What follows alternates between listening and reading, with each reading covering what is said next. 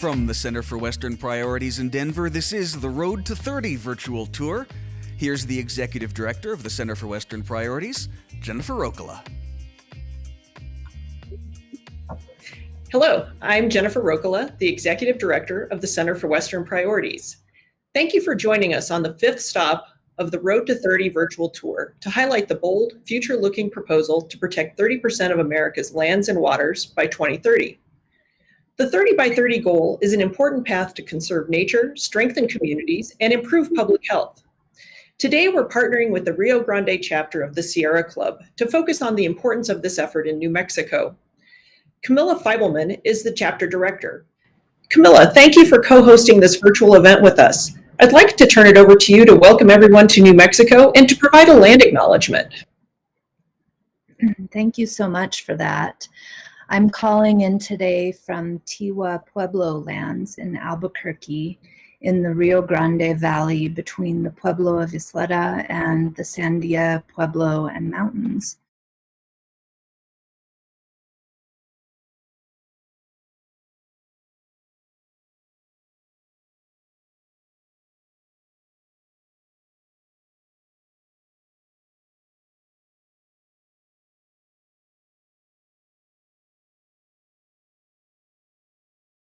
And discrimination as we work together to protect lands from destruction and extraction.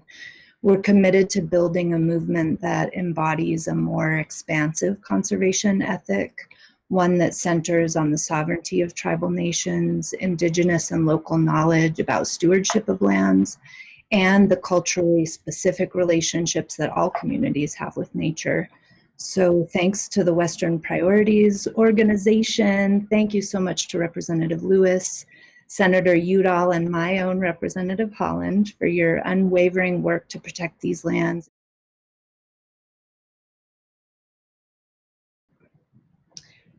Thank you, Camilla. So today, this will be a 30-minute conversation, and we hope that you'll stay with us for the next half an hour. I'm excited to introduce our featured guest today.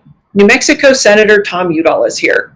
He is leading the 30 by 30 initiative in the United States Senate, and he has a long history of being a leading advocate for conservation. Senator Udall, great to see you. Great to be with you, Jan. Our other special guests, and thank you, Camilla, so much for that wonderful beginning, because with two Pueblo women leaders who are great leaders for our state, it's wonderful to hear we're going to have that be a good basic part of the conversation. But go ahead, Jen. Thank you, Senator. Congresswoman Deb Haaland is here. She represents the 1st Congressional District of New Mexico and is leading the 30 by 30 initiative in the U.S. House of Representatives. Congresswoman, thank you for joining us.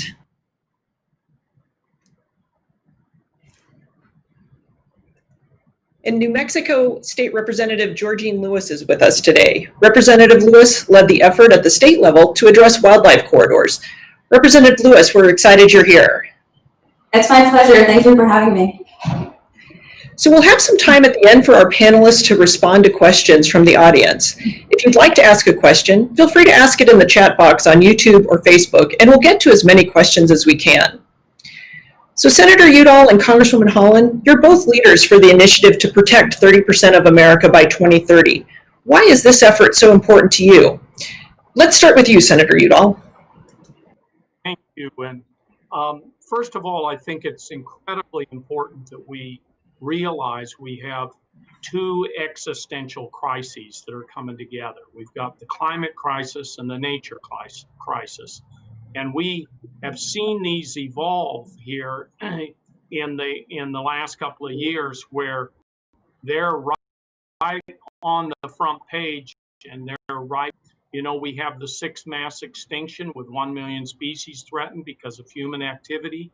In New Mexico, we're seeing one of the largest migratory bird die-offs in recent decades.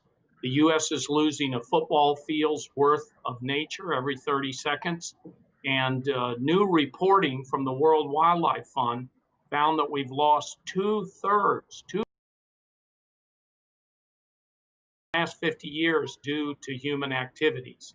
So it's my opinion that human survival depends on natural ecosystems for clean air and water, medicine, outdoor recreation, energy, food, economic development, and many, many more things. And so our scientists are telling us we need to protect 30% of our lands and our waters by 2030 to save nature and ultimately save ourselves. And it's so important we have Georgine and Deb Haaland on here because they can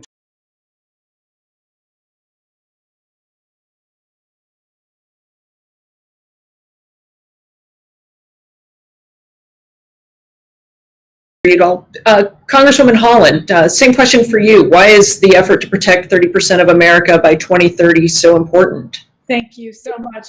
You know, one of the things, a statistic that I put out often is the fact that our public lands emit 25% of carbon into the atmosphere every single year. That's a big number. Humans have significantly altered 75% of the Earth's ice-free land, and it's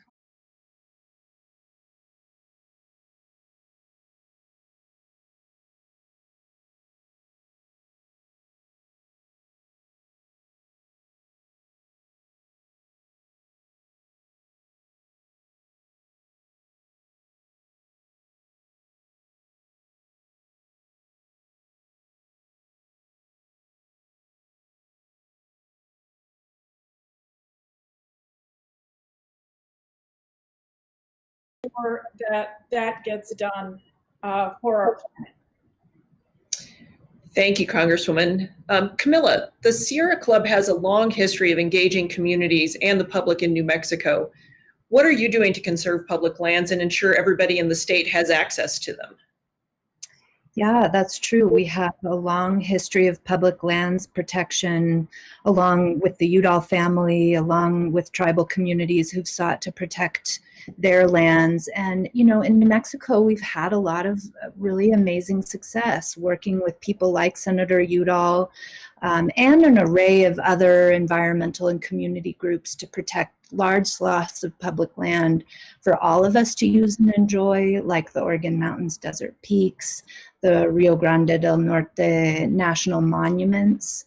We're working with legislators like the Senator and Representative Haaland right now to protect special and sacred places and the communities that live near them, like Chaco Canyon and Carlsbad Caverns from oil and gas extraction. But, you know, we also work to make sure that our nearby nature, like the Rio Grande Bosque that runs through our city, is accessible for everyone. You know, we teach people how to advocate for their lands, fighting the Trump administration's energy dominance protocol for nonstop drilling, but also how to access those lands that sort of serve as a balm for all of us in these difficult times. So we have volunteer leaders who are trained to take people outdoors, run our Spanish language outings program, our Inspiring Connections to Nature program.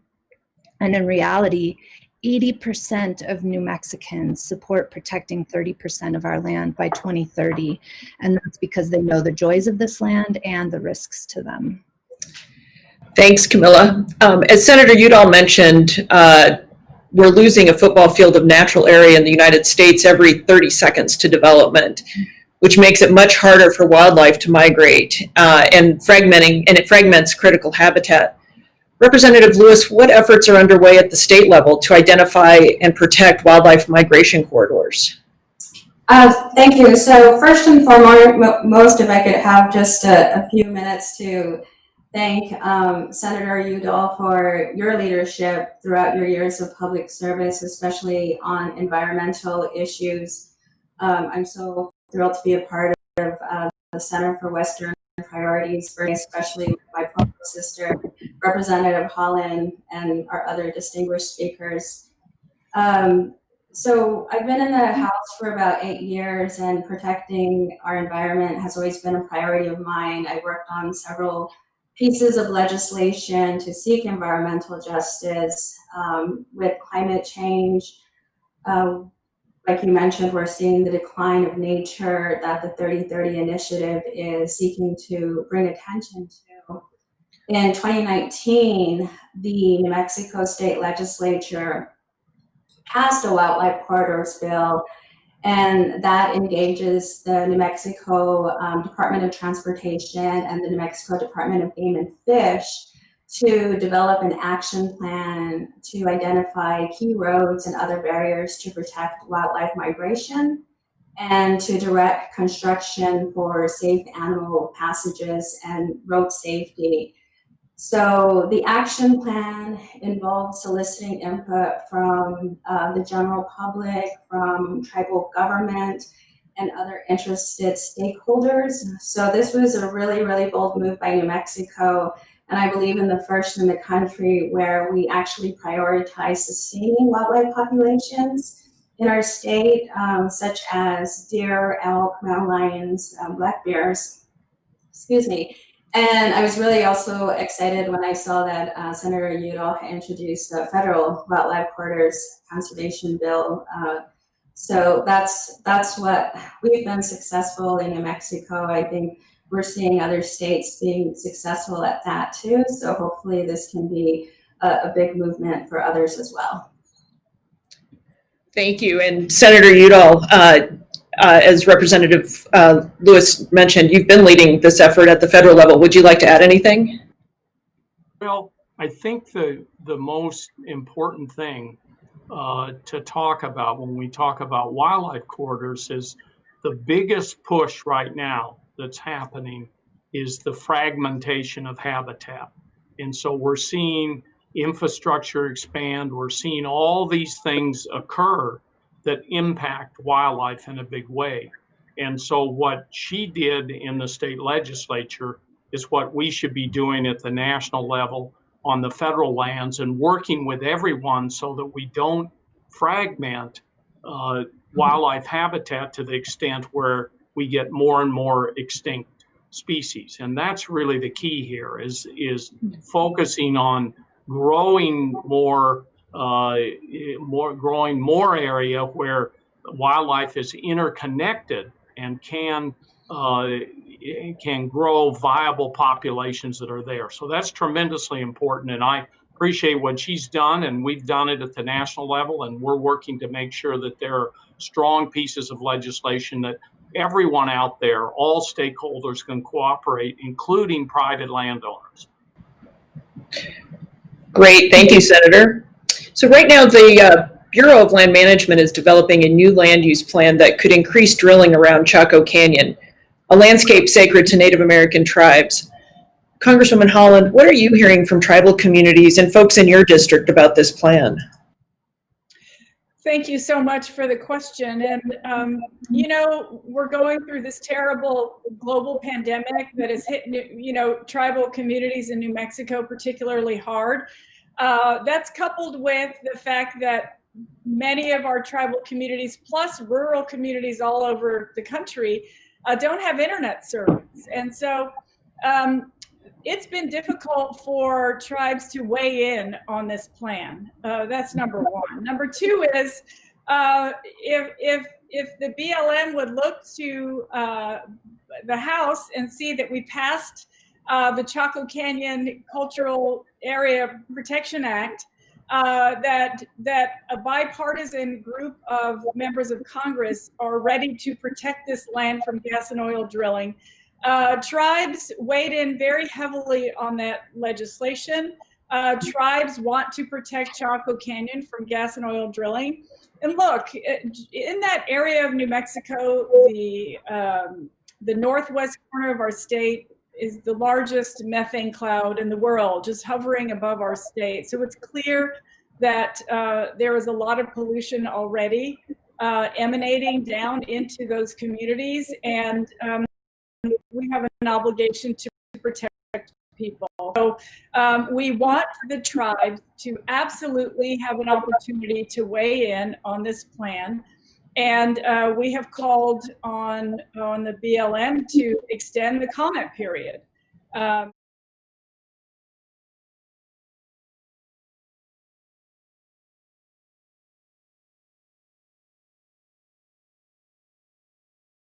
In on that plan, and we really need to protect this ancestral homeland of the Pueblo people from gas and oil drilling.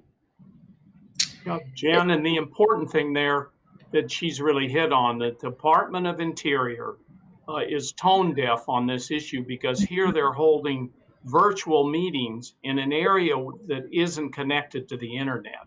So they've really, they're asking for comment, but people can't comment because they're not connected. So that's why we've asked for the delay, and we're pushing hard to get it, because it really makes a difference.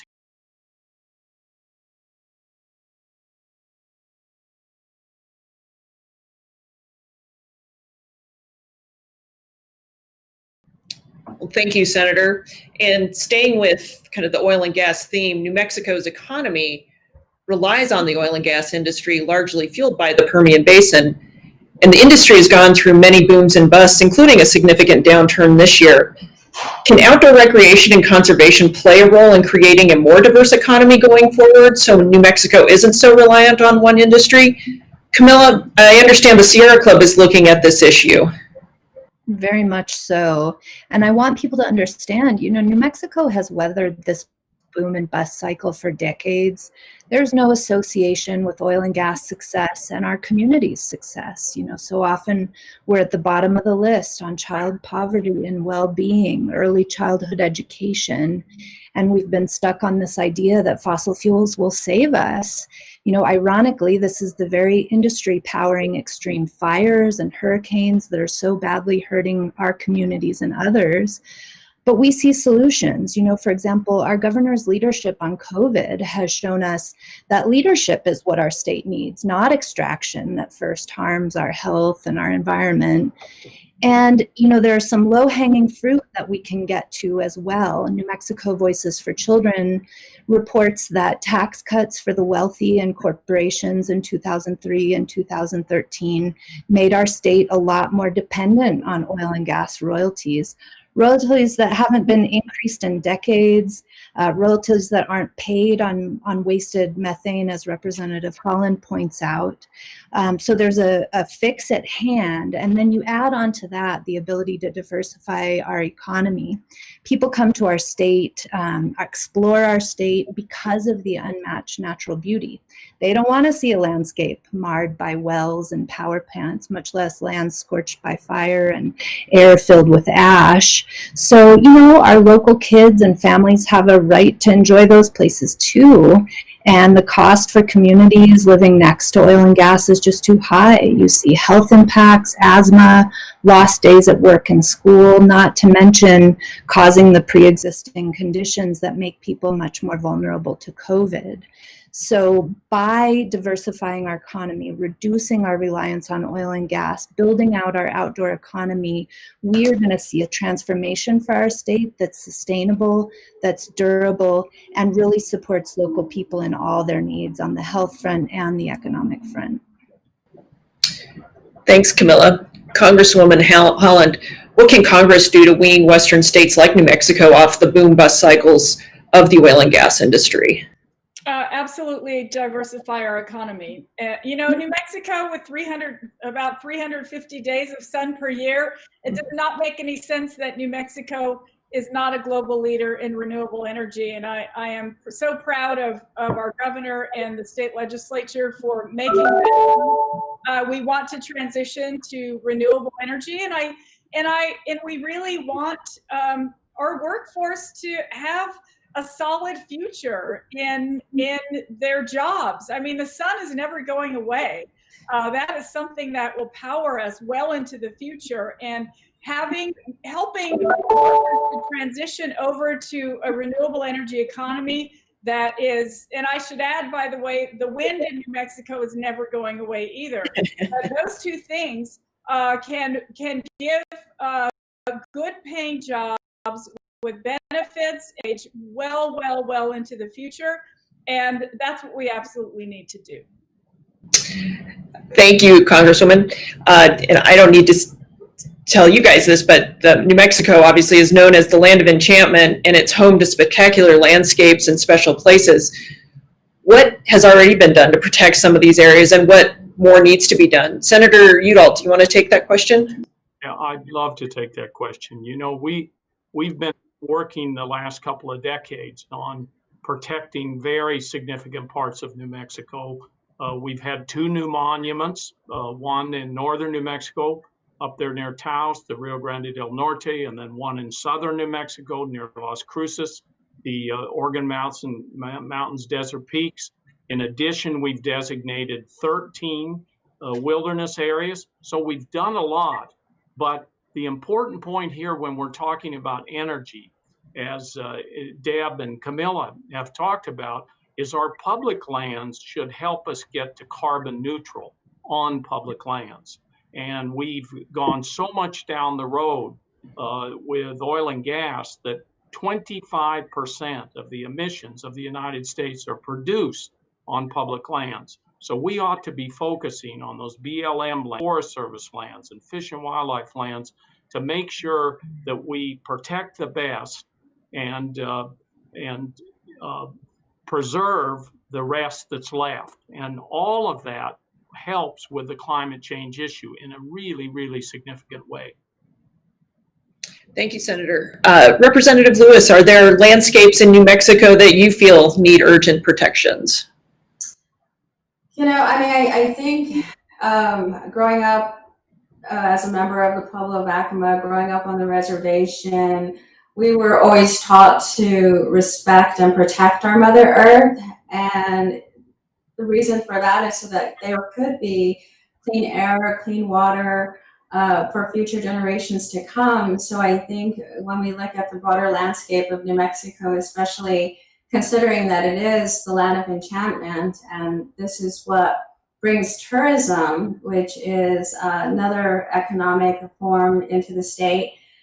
We want to keep those lands and places beautiful and clean. And we see that, you know, younger generations now are not spending money on material items, but they're spending money on experiences. And so we have the lands in New Mexico to bring those people to explore all the beauty and greatness that New Mexico has to offer. So I think we do need to protect our lands. It's a challenge, but I think you know, our climate crisis is really demanding it right now. Thank you. And Senator, I think you've touched on this a little bit, but how do you think the 30 by 30 effort will address climate change for the benefit of protecting wildlife habitat and preserving access for sportsmen and women? Well, when we talk about climate change, what we're talking is we have this extreme imbalance where we have carbon dioxide emissions that are really changing the weather of the planet. And in fact, human beings are kind of in charge of the thermostat. And so what we can do with 30 by 30 is preserve and protect the very best lands, restore the other lands, and get us to the point where our environment, our public lands, our magnificent other landscapes around us are absorbing carbon, and then really tackling the climate change problem in a very big way. And some people have pointed out at the largest possible level, if you picked an issue like what we eat, and it was more plant-based, that you actually would create so much land that would absorb carbon dioxide at the levels we're putting out now. So you can see with these major investments that we're making in terms of our land, in terms of wildlife corridors, the changes we're making with regard to our environmental protection really, really make a difference in terms of climate change. Thank you, Senator Udall. Congresswoman Haaland, how important is it to work with ranchers and other landowners to create land protections that reach across landscapes? Well, I mean, the landowners and ranchers, they know their lands probably better than a lot of folks do. And I know that the family, farmers and ranchers, my sister and her family, they're a small ranch. They have an interest in protecting the land. They have an interest in making sure that they have, clean water and clean land for their animals. They I think they would help us to move issues like this forward. They want to preserve land just as much as we do as legislators. So I think that there's always it's always good to have a conversation with New Mexico landowners about this issue, and my guess is that we would all agree eventually on the need to protect our land and water for future generations. That's something that I think we have an obligation to do. Thank you. And now we're going to take a question from our audience, and I'm going to pose this question to all four of you. After months of living through a pandemic, it's clear people across the West value our public lands and the ability to get outside more than ever. How can conserving more public lands help improve public health? Senator Udall, do you want to start with that one? Let me start, and I'm not sure everybody knows this connection, but the coronavirus is a zoonotic disease. That means it came from wildlife and then was transferred into human beings. Some of that is from illegal wildlife trafficking, and then it's from these wildlife markets. And so the more that where we're headed right now in the world by fragmenting habitat, moving more and more into wild areas, we're going to create the perfect situation for more zoonotic diseases. And so that's what we end up reversing when we do 30 by 30, because we're protecting habitat, expanding habitat, restoring habitat, and putting us in a much stronger relation and with the wildlife that's there on the land. Thank you, Senator. Congresswoman Haaland, do you have some thoughts? I mean, I think it stands to reason that wildlife it's wildlife. They are meant to be separate from us. With us encroaching more and more on wildlife habitats, it's not good for us. It's not good for the wildlife. I think, all in all, that in some cases we have lost the respect that we should have for our wild spaces. Realizing that we are, in their domain. We have all of this, these big cities that we have created where we live and work, and that those spaces are meant for us to enjoy and approach wildlife at a distance. And I think that sportsmen, anglers, people who have spent many hours and hours in those spaces understand that exceptionally well. And so it's us creating opportunities for our kids to learn about that, right? To promote and support programs that help children at young ages to know how to respect wildlife and wilderness and open space, so that they have an obligation or feel an obligation into the future to protect those places in the same way. With respect to this pandemic and us being cooped up and doing 13 Zooms every single day, I think that knowing that these open spaces are there, that the wilderness is there, I had a few days off, thank goodness, in August, and I spent that at national parks in Utah, hiking and just being out in those places. And I think that that the only way that we are going to realize how much that we need to respect that and support it is by being out there. Thank you, Congresswoman. Any thoughts on protecting more public lands for our health? Yeah, I'll just be very brief. I think with everyone being inside and trying to self-isolate, now we are seeing more folks outdoors. I've been trying to get out to public lands, and I see it. I see families out there, and although we can all agree that the pandemic has been probably the worst thing that all of us have experienced, if we can see the silver lining and realize that, we desire to be outside, we should be outside, we should be enjoying what Mother Earth has out there. We should be protecting, conserving, and really feeling a part of the land. So I hope that's one of the things that we're finally remembering, or maybe being taught for the first time, that the land is ours, we need to take care of it, and we need to enjoy it. Thank you. And Camilla, any thoughts on your end? Yeah, well, so I'm a mother of a 3-year-old and a stepmother of an 8-year-old, and we're online all day long. So we're desperate to be outside, and in our family we do Domingos de Naturaleza, where we go out to some place, we socially distance, we wear masks. Our outings leaders can't lead group outings, so they're suggesting places for people to go each week. We really work to connect people to their nature nearby. I mean, here in Albuquerque, any place a road crosses a river, you can be in the river, have your feet in the water in 10 minutes. So we want to make sure that kids are overcoming their nature deficit disorder, right? That the kids don't have an attention problem. They're stuck in front of a screen all day.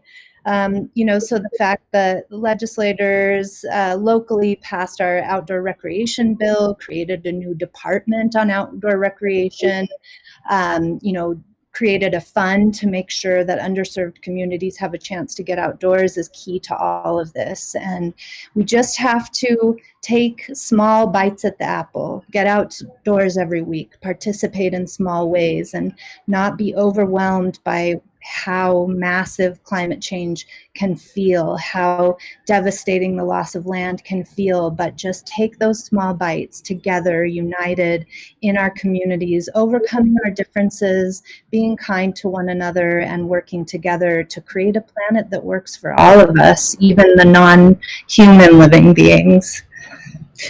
Thank you. And I think we have time for one more question. So thanks to all the leaders for addressing these important issues. Can you also address the importance of regenerative farming for preserving soil and absorbing CO2? Congresswoman Haaland, would you like to start off with that one? Oh, sure. So yes, I'm sorry I can't remember the title of the bill that I am co-sponsoring with Senator Cory Booker that does exactly that. It is, we want to make sure that we're preserving, if soil is healthy and soil is able to produce, that means it's absorbing carbon. And so we feel that is absolutely something that we need to do. And as members of Congress, we are paying attention to that. As soon as I remember, I think we've passed, I've introduced 300 bills. It's hard for me to remember them all. But we absolutely, that is at the top of our radar, planting trees, making sure that soil is regenerative so that it produces and absorbs carbon, restoring our wetlands, and making sure that our urban areas actually have, it's the Climate Stewardship Act. Thank you. The Climate Stewardship Act. Making sure that our urban areas, we can exponentially plant more trees so that that seeks to absorb the heat and give people more urban refuges. So we will work. We're working on the Climate Stewardship Act, and yes, that's an absolutely important question. Thank you, Congresswoman. And Senator Udall, any final thoughts? Yeah, when we talk about one of the things when you relate soil with farming, what we have happening now is techniques that are used with the soil that degrade it, that with so many artificial fertilizers, what happens is those go into the water and pollute the water. and then the soil's unable to absorb the carbon that it would naturally. And so the big overall picture here is with regenerative farming is what you're talking about, restoring the soil, doing something about climate change, and also working to make areas around where you're farming good for wildlife too. So I think the big picture is 30 by 30 is a winner for everybody. We've got to work on it together to save the planet. And we're so fortunate to have leaders in New Mexico like Deb and Georgine and Camilla and Jen, you at the Southwestern level, just working hard on this, and we're going to get it done. Well, thank you, Senator Udall. That will wrap up our New Mexico Road to 30 virtual event.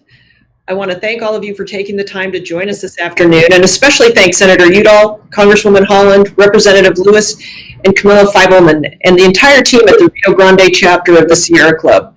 We appreciate your passion and commitment to the important conservation work each of you do. We hope all of you will join us on future stops along this virtual tour. If you'd like more information about the 30 by 30 initiative or to learn more about the Road to 30 virtual tour, please visit our website at road230.org. We will be sharing updates about our tour there. So thank you for joining us, and see you soon. Everybody.